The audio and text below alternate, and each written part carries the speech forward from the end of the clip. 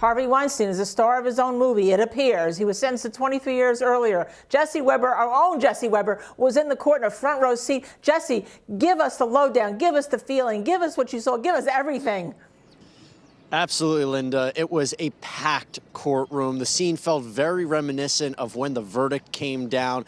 Tons of media in there. And the first thing that we saw was the 6 accusers walking into the courtroom. They all sat in the front row, all 6 women who testified.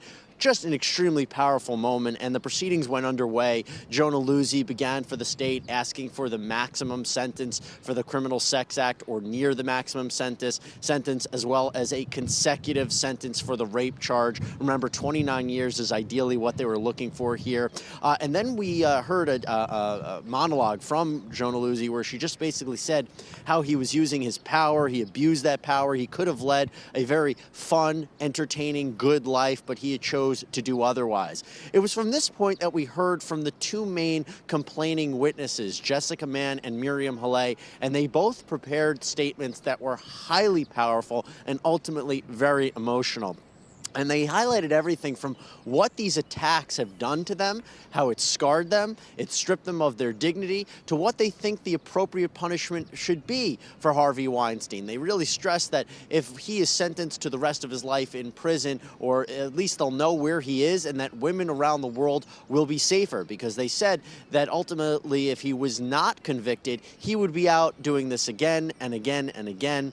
Some of the more powerful moments from their victim impact statements, it was to explain how afraid they were of Harvey Weinstein, that he bullied people, that they felt that they were going to be under surveillance by him. That was an extremely important moment. Now, I'll talk about Jessica Mann for a second. She spent the majority of her statement really focusing in on how people questioned her behavior. And she said to the judge, I want you to take into account that this is how rape victims behave.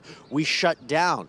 This is okay to not say no, to not fight back, to be isolated, to maybe stay in touch with the person that that attacked you. And to really, she took an opportunity to really strike at the defense, who tried to minimize, and she said manipulate her words against her.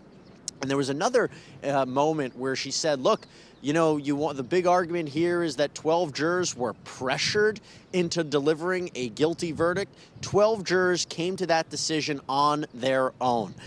It was from there, once the prosecution finished up, that we heard a little bit from the defense. And the first thing we saw is more tension between Judge James Burke and the defense. The first issue was, well, who's going to speak for the defense? And Donna Rotuno said, well, I would like to start, then Arthur Aidala. And the judge didn't want to have any of that. He only wanted one attorney to speak. Arthur Aidala, very tense moment with the judge, says, I don't understand how you keep doing this. This is just an example of how unfair this court has been. I've known you for 30 years. Why can't I speak? Why can't I speak? I'm a New York lawyer. These are Chicago lawyers. I know some intricate details about this, and you're not letting me? Well, after this back and forth, the judge did permit all 3 attorneys to speak to the court. Arthur Aidala hit upon the fact that in New York, a median or mean sentence for these kinds of crimes is 8.5 years. He cited cases where you might have a defendant who was convicted of harsher crimes or more serious offenses, and that sentence is more lenient. And then Damon Chirona said that the judge shouldn't consider any uncharged conduct in his sentencing. Donna Rotuno spent the majority of the time focusing on the charitable deeds of Harvey Weinstein, the pressure put upon him, the good things that he's done in his life, him as a family man. And finally, we heard from Harvey Weinstein, the man himself. This is something that we were waiting for. Now, he spoke in a low, gravelly voice. He had the microphone held up to him, and he seemed to speak to the accusers, the women directly, Jessica Mann and Miriam Hale. And he said he expressed remorse. He felt sorry, but he also said that he was confused and that he felt that he had these legitimate relationships with these women. He said he's worried about the due process in this country. He even highlighted how this might be similar to the communist purge era back in the day, and that, you know, men are being targeted in this way and men are confused. He cited a lot of his charitable work and how he helped people. He helped different organizations, especially after 9/11. And ultimately, he said he's going to try to be a better man. And while he, almost justified his behavior in the workplace, saying he wanted to run his organization like a military unit. If you get past him as an assistant, then you can go on to have a big career in the entertainment industry. He did say he would have done things differently, and maybe more importantly, he would have spent more time with his family. Well, the judge listened, but then, as you know, it didn't take him much long to sentence Harvey Weinstein to 23 years in prison. So, Jesse, tell me how Harvey Weinstein looked from the best that you could view him there compared to how he looked when he walked in very confident on that walker during the trial. Well, he was wearing a suit. I thought he might be wearing some prison garb. He wasn't. He looked frail. He didn't look good. And it should be noted, to talk about his condition, which was a big part of the defense, that his age and multiple health issues should be taken into account. Donna Rotuno said that even if you sentence him to 5 years, the minimum, there's a strong likelihood he won't survive that. That was a big moment. His own attorney saying that he might not even be able to live out a 5-year prison sentence. So that's big. It just gives you an understanding of how he looked. Now, my view was blocked a lot by court officers, but from what I could tell, he didn't appear to be in very good shape, and he spoke in a low, gravelly voice. He appeared to be very weak. And the victims and the victims' lead attorney, I would say, Gloria Allred, did you see any interaction, looks by them towards him or him towards them?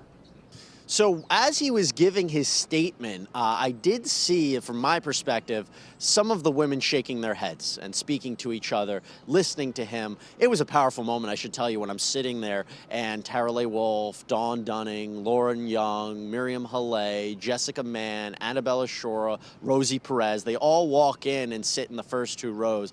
Powerful to see them come in, powerful to watch them as he was talking directly to them. But from what I could tell, from what he was saying, they weren't having any of it. Yeah, I don't know if communism would help. Let me ask you this. Did the judge list the reasons why he deviated off the mean sentence that Arthur Aidala was trying to get for his client of 8.5 years? Linda, great point, and I'm glad you brought it up. I thought we were going to hear some explanation from the judge, but we did not.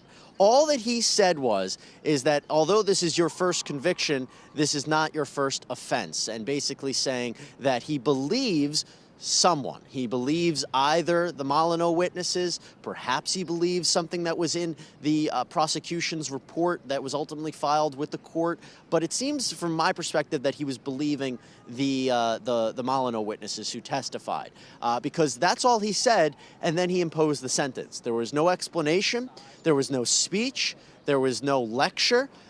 Really quick, he said he's going to be Harvey Weinstein will be a registered sex offender, and then he says the sentence is as follows: 20 years, Criminal Sex Act, 5 years post-release supervision, rape, 3 years, 5 years post-release supervision, court's adjourned.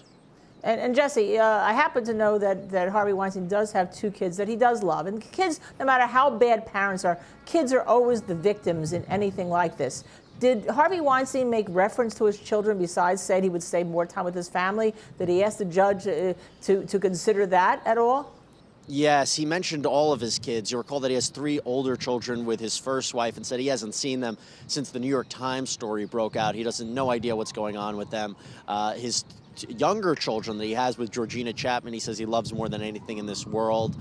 He hasn't had an opportunity to see them. And even Donna Rotuno has said that, given what's been happening, they're going to have a different relationship with him. They're not going to see their father anymore. This is going to be very tough. And he did mention them, highlighting that he wished he would have spent more time with them and that he loves them. But that's the majority of what we heard when it came to his kids. So I have one final question for you, Jesse. Your overall impression, what did you feel when the whole proceeding ended? This has been a long time coming. This case has meant a lot to a lot of people. And when you heard 23 years, that is a statement. That is a statement on Harvey Weinstein. That is a statement of what his crimes mean to the larger industry, to the larger world. And it is a statement that these women have a power that maybe they never felt before or they never thought they could have before. This was a monumental day for a lot of people. It was the most high-profile trial that I have seen. I think it is the most high-profile, most impactful trial that we have seen since O.J. Simpson. And this is one that a lot of people are going to be talking about for the years to come. So, Jesse, thank you very much. I think if you even had left it out, it said it all about how you felt and what you witnessed. Power has transferred. Thank you. I know you'll be back later on in the program. Thanks, Linda. And right now, we're going to take a quick break. Stay with us.